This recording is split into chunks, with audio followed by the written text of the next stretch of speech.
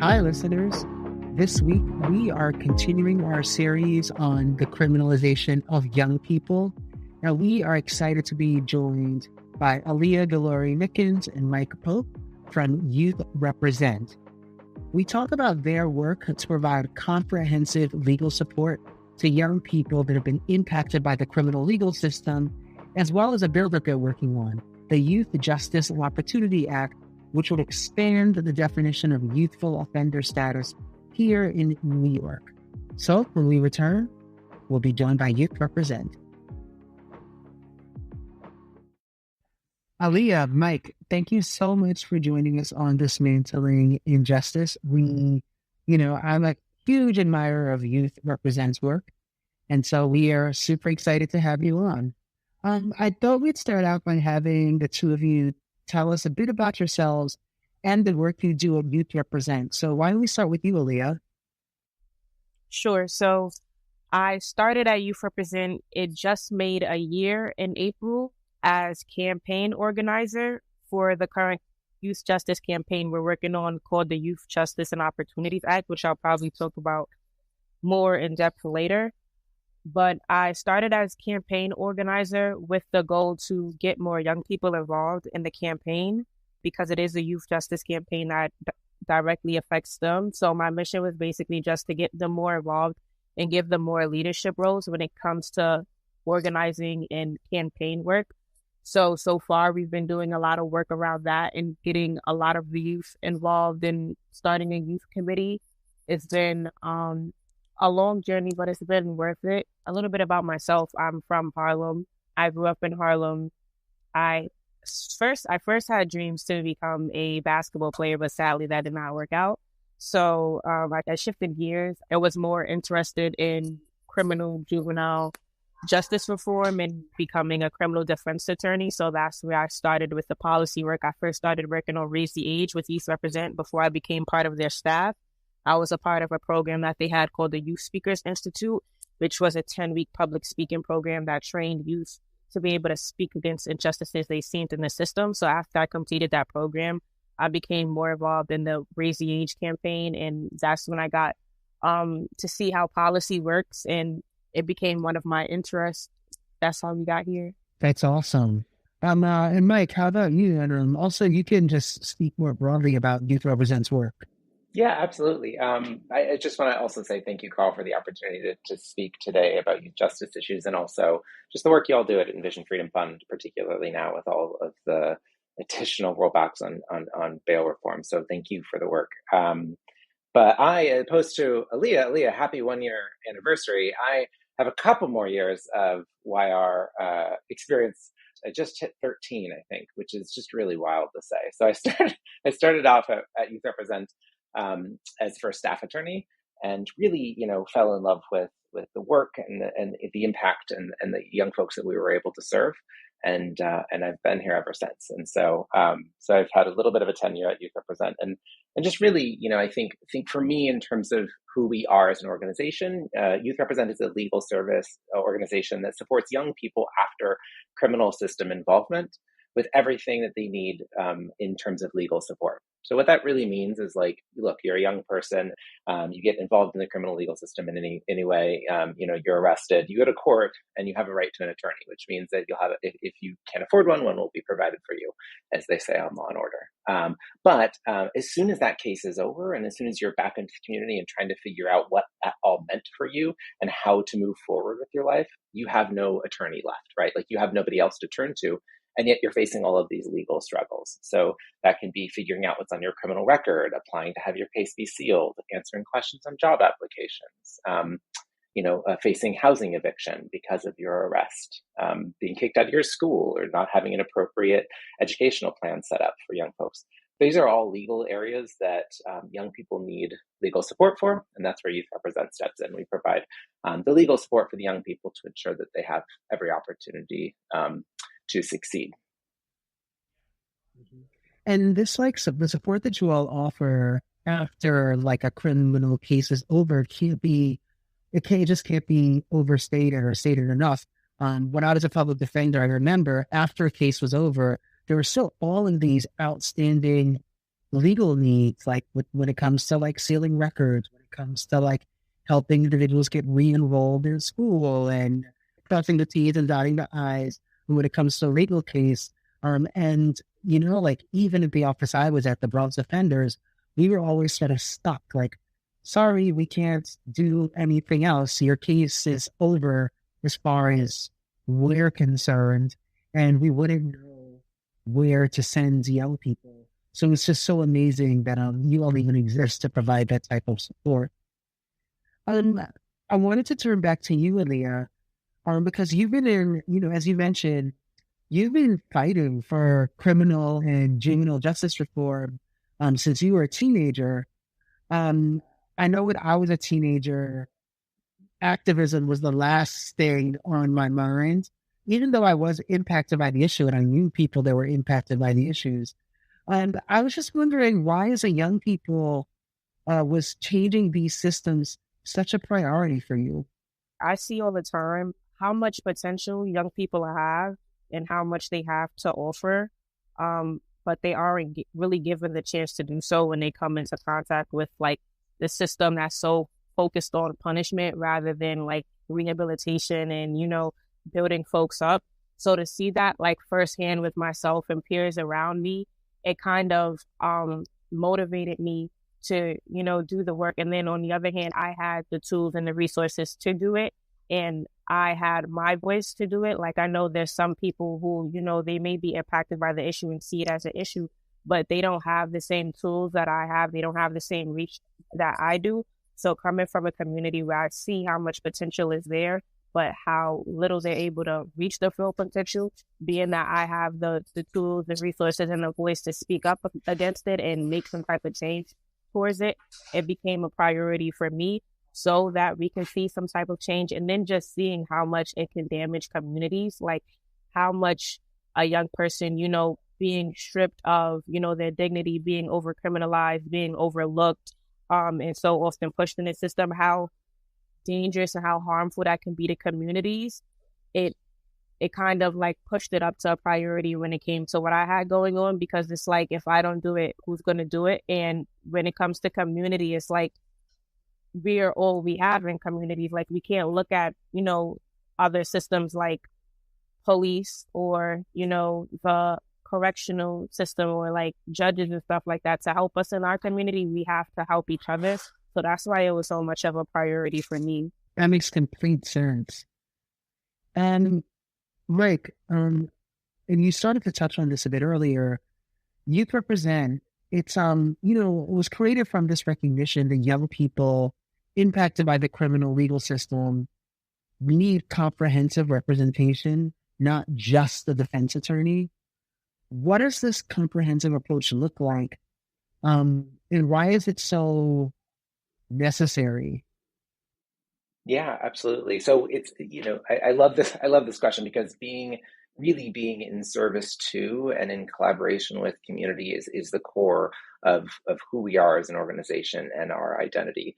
It's how we think about our work, specifically as community lawyers. And I think, the driver for that is that I've yet to meet somebody who comes with like a single monolithic set of struggles, right? Like a single struggle that can be solved by a single person, that with a single agency, right? Like, and that if they, we address that, then everything becomes perfect. Like, that's just not how systems of oppression have worked historically. They're intertwined, and they require, in our view, proactive, collaborative approach to seeing the support for young people. So what that really looks like for us is we as an organization, I said in the beginning, we're a legal organization. So what that means to me and how we view, comprehensive support and holistic support is that if we're doing what we're supposed to be doing well, as lawyers, we're really good at the law. And Carl, I'll throw out there, we're really good at the law, and we might not be very good at a lot of other things, right?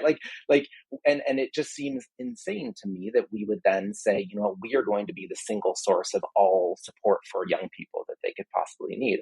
When we look across the community and we say, look at all these incredible organizations that do really good work, some of them, 100 years, plus, and And so rather than centering ourselves and thinking, okay, we're going to be the solution for all these problems, we turn back to our community. We have 26 community partner organizations. We go out into community, we set up shop, and we become the lawyers on site for young people attending programs. And what's, I believe, beautiful about this is that it recognizes that, you know what, if you're facing we'll use Bronx Defenders as an example. If you're facing a criminal case in the Bronx, you know what, Bronx Defenders, they have it they're incredible. The Bronx Defenders attorneys, they should be handling that criminal case. We believe in them. A lot of public defenders are really spectacular in the city. There's no need for us to come in and provide that support. If you need a job, going to Henry Street Settlement and a great settlement house on the Lower East Side, right? Like those are organizations that have really built community and support, but they don't have a lot of times the lawyers to help with these issues that we're talking about on reentry. So that's what gets us really excited is seeing that we are just a part of a broader community that is approaching support holistically for young people, and rather than kind of centering ourselves and thinking that we will be the solutions for all of the problems. We center community, we learn from community, and we say, like, how is it that we, with our single tool as attorneys, can use that tool towards advancing and achieving justice, rather than like thinking that we are the single actor in this. We very much value like working in collaboration with folks. That's so great. And I know that, when it comes to working in collaboration with folks and with other organizations, you all also engage in policy change work. You work to change the system and improve the system for young people in particular. Turning to you, Aaliyah, I know that Youth Represent recently participated in a lobby day in Albany to campaign for the Youth Justice and Opportunities Act. Can you explain for our listeners what this bill is and how it would impact young people in New York? Yeah, of course. So it's a bill that expands protections for youth all over New York. So under current law, there's such thing called youthful offender, which is a type of sentencing status that youth can get in court, but it has limitations to it currently, which is you can get it up to your 18th birthday. So that means after your 18th birthday, you're no longer eligible to get it. You can only get it one time. So that means if you get caught hopping the train or something and you get, like a misdemeanor or something like that for that, and then maybe you get into a fight later and get charged with assault, you can't get YO. And then the benefits that I forgot to mention of YO is that it seals your record, so it can't be seen when you're applying for jobs and things like that. And it can give you alternatives to incarceration. But like I said, the limits are you can only get it one time. You can only get it up to your 18th birthday. And it's up to the judge's discretion currently. So if your public defender or your lawyer or you yourself doesn't go into court, fighting for it to get it, then you won't be able to get YO. So if you don't know about YO, you won't be able to get it. If your public defender doesn't care enough to, fight for YO in court for you, you won't get it. So with the Youth Justice Opportunities Act, we're trying to expand those protections and first make it eligible for young people up to the age of 25 to get it, because we understand that a young person doesn't stop being a young person at the age of 18 and not 21 either. That's a lot of, the pushback that we get, 21 should be the age where it gets cut off because that's what an adult is at 21. But we see science, goes into a little bit about how your brain doesn't fully develop until 25. So we feel like if there's science that represents that, our policy should represent it too. So that's why we wanted to go up to the age of 25. And then we wanted to make sure that young people can get it more than one time. So if something happened when they were 18 and then something happens when they're 20, they can get it again. They're not just one and done. They make that one mistake and they can't ever get this protection that can seal their record and help them get jobs again. And then we want to make it automatic for all misdemeanors and most low-level felonies. And then it allows the judge to look at the person's background rather than the charge that they come in with when determining whether or not they should be able to get YO, YA status. So they would have to look at what type of background they come from, what school they go to, what neighborhood they live in, what type of home they're coming from, if they have two parents, if they have one parent. Is the neighborhood harsh? Is the school harsh? Is the environment they're in harsh? So things like that, rather than just, writing them all from the charge that they come into court with. So it would basically give them a cushion, I guess, to be able to make mistakes and learn from them, rather than just making a mistake and having to serve a bunch of prison time for life and not being able to really learn from that mistake. Because we know that when a person goes to prison, they don't really get the tools they need to grow from that mistake they made. They're just sent to prison. When they get out, they don't get, help with housing. They don't get help with school. So we want to, stop that before it starts and give them more protections so where they can fall and get back up.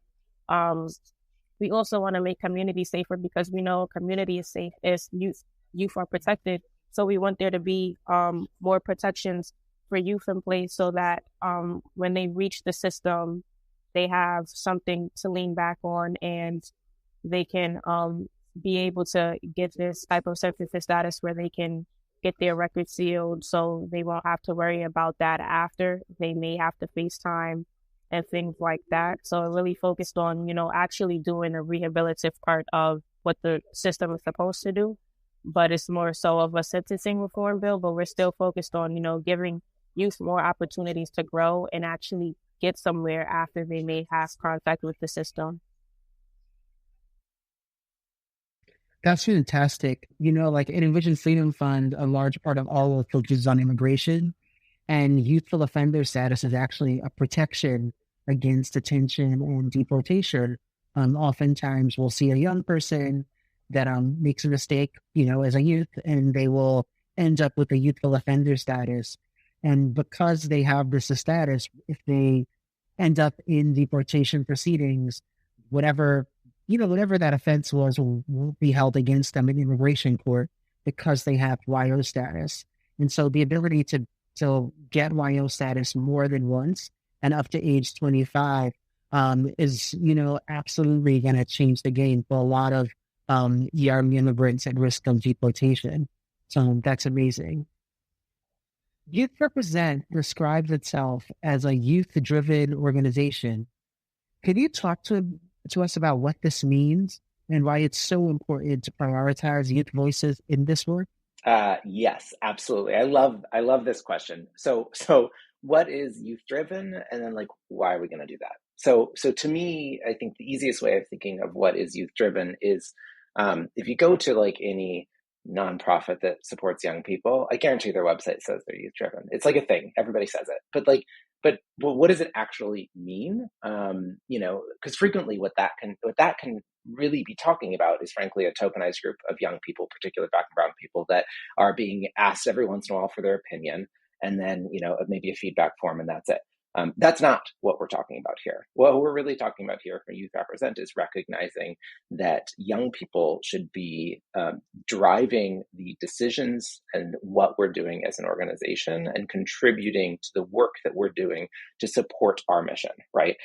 So what we're at the core talking about when we're talking about Youth Driven is it's something much deeper than having a youth council. It's much deeper than paying young people to be a part of that youth council and supporting and training them on what that all means and how they can be guiding our organization. We're talking about power and control here, right? We're talking about thinking about our organization truly from centering the lives of young people and allowing them to contribute and to control and have power over the major organizational decisions that we are making as an organization.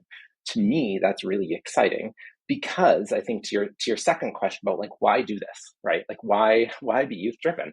It's a lot of work. It's much harder. I would say two primary reasons. One, it is more effective and it's more successful in terms of the ultimate outcomes, right? So this isn't necessarily something surprising when we take a step back, but where we're able to actually have individuals that have engagement and support and direction of the services that they're receiving and of the direction of the organization, it increases positive outcomes, right? And we've seen this through studies, Annie Casey, we've seen it in the health context with the National Institute on Child Health. We've seen it Center for Progress in Education. All of these organizations have looked at and studied whether or not participation of young people as part of the process actually advances and increases positive outcomes. And they've all found that it does, right? It drastically increases the impact that you've been able to have in supporting the community that you support, which is the data that supports it. But I just have to say really quickly too, because it's important, it's also the right thing to do, right? We are a nonprofit. Our job is to support our mission. Our mission is to serve young folks that are leaving the criminal legal system. And how can we do that without centering, hearing, and empowering the young people that we are working to support, right? And so to me, from an actual organizational impact perspective, and from, frankly, an equity, from a power perspective, like, this inclusion and fairness in part of the process, and will make us a better organization, will make us have better outcomes, and is ultimately the right thing to do. So I'm, deeply excited to continue to deepen the work and how we think about being youth driven and how we structure our organization to ensure that we're doing this in a way that is really meaningful and powerful, and not just, something that we put on our website. Yeah, and you're so right. Like, I find that a lot of organizations, that say that they're youth driven, one, aren't, but also I think there are just a lot of assumptions about what youth understands, and just the capacity of young people to actually engage in the work and to play leadership roles. And they weren't or can't play a leadership role unless you create the space for them to do so. And unless you step back and let them actually accept their leadership and allow them to lead you.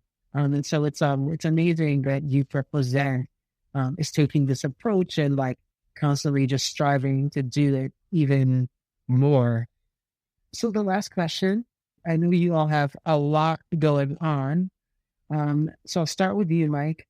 How can people learn more and support your work? And and of course, if there's anything that you want to plug or lift up, feel free to mention it here as well. Yeah, thank you. Of course, I'll say, we're a smaller nonprofit, so follow us, on all of the social medias. Our website is youthrepresent.org. If you want to engage in our work and support us, of course, every dollar helps. We have a new strategic plan. It's on our website. And if you're ever interested in talking with me or learning more about Youth Represent, my email is on our website, youthrepresent.org. Please reach out. In terms of the plug, I don't, even Carl, even you just saying that, I think my plug, if I have a plug, is that the thing that I'm trying always to challenge myself on is with the young people that are a part of my life. I'm very privileged that I get to work with people like Aaliyah. So my day job also has young people that are involved in the work, but also just for listeners, family, friends, all of that. For young folks, I think the real challenge, to your point, is if you're not a young person, we've in some ways failed in a lot of systems for actually improving. When you're looking at environmental justice, when you're looking at criminal legal reform, when you're looking at all these things, we've tried very hard to advance and deepen justice in the world, and I don't know if we've done a really good job. So maybe it's an opportunity for us to step back and say, you know what, the young people, if we are to say the young people are the future, well, okay, then we need to start listening and hearing about what they're saying. And Carl, to the core of what you're saying, I think, is approaching that with a curiosity and with the grace enough to know that there might be answers that young people have that are actually better than ours, and we should be listening to that and then following their lead, right? And so I think the plug would just be to what I'm trying to do in our work at Youth Represent and in my interactions is to actually listen and hear what young people have to say, and not just assume that because young people are young people, they don't have contribution and value to add. And that's made, I think, Youth Represent better. And I also think that just is I hope is actually leading to a better future. And so that would be my challenge, is just engage with young people more and actually listen to what they're saying and allow it to change your mind. Fantastic. Aaliyah, anything that you would add? Mike hit the nail right on the head. But thank you for giving us the space. The only thing I would add is we do have a website with more information on the campaign. It's called actforyouthjusticeny.org. It gives you the option to take action, where you just sign a quick little petition thing where it sends it to your local senators about why they should pass the Youth Justice and Opportunities Act. There is a contact page where you can leave your email if you want to join the mailing list to get more updates on a campaign. And then on Youth Represent's website, you could find Kate, myself, or Psych. It should, on the website, it'll be Jamal Wilson, but please refer to him as Psych. And if you want to get more involved, you can always send us an email. We do Discord sessions at different organizations where we come in and we talk about the bill and allow young people specifically to give us feedback on how they feel about the bill, if they feel like anything should be changed or anything like that. So if you have an organization of young people, or if you just work with a group of young people that you feel would be interested, feel free to send us an email and check out the website. That's about it. Fantastic. And this is why we always need an organizer. Aaliyah got us like, well, actually, we also need you to actually do something. So that's great. Thank you so much for that, Aaliyah. Thank you, both of you, Mike and Aaliyah, for joining us. This has been fantastic. Again, listeners, visit Youth Represent's website. And both of them were very gracious and didn't say it, but I am absolutely sure that somewhere on their website, there's a donate link. And so you can donate to Youth Represent from their website as well, listeners. So Mike, Aaliyah, thanks again for joining us. Thanks, you. Thanks, Aaliyah. And until next time, we are out.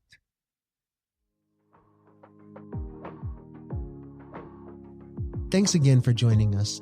Dismantling Injustice is brought to you by Envision Freedom Fund, an organization that works to transform the immigration and criminal legal systems while meeting the critical needs of individuals impacted by these systems daily. To learn more about our work and donate, visit us at envisionfreedom.org. That's envisionfreedom.org. Dismantling Injustice was created by Salih Israel. Our executive producer is Abigail Wolf and hosted by Carl Hammett Lipscomb. That's me. Special thanks to the team at Envision Freedom for being amazing. Until we're all free, peace out.